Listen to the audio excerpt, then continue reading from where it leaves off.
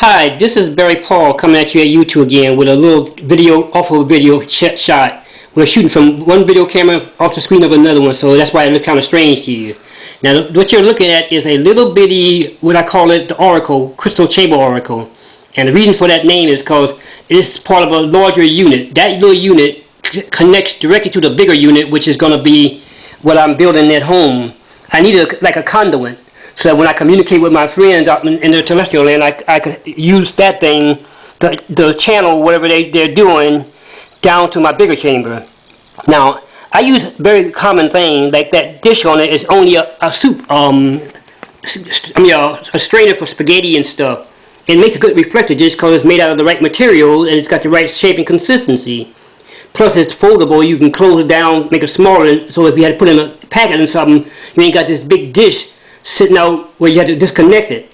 So now, this one here is going to be very powerful for size, but it's going to be small enough where I can handle it and carry around. And then when I need to have a more powerful one, I sit it directly on the bigger chamber, and it becomes what you call connected like an internet thing. It connects to the big one, and it channels all the energy from the big one through the little one, and it channels it into time, space, and what I call dimension. Because of the unique magnetic properties of it, I know that it's channeling into some kind of vortex, because magnets affect everything around them, including it do bend space.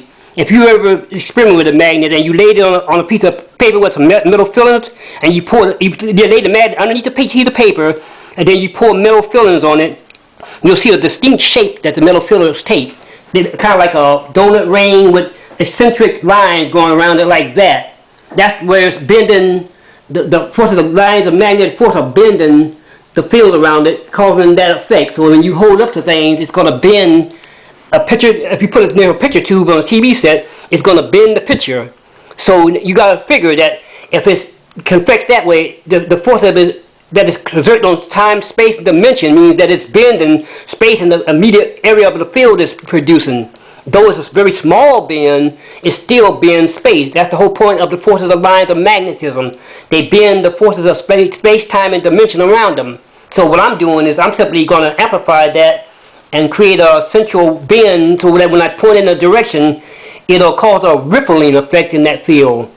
So I'm going to try to ripple through that time-space portal of time-space and see if there's anything out there that will respond to the field it's putting out.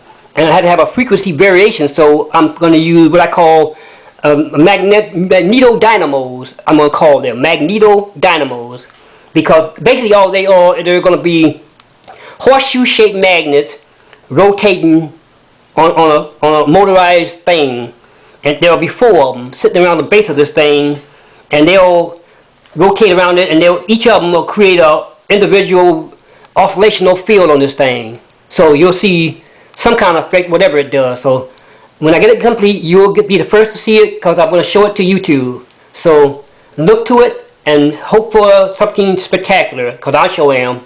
Peace.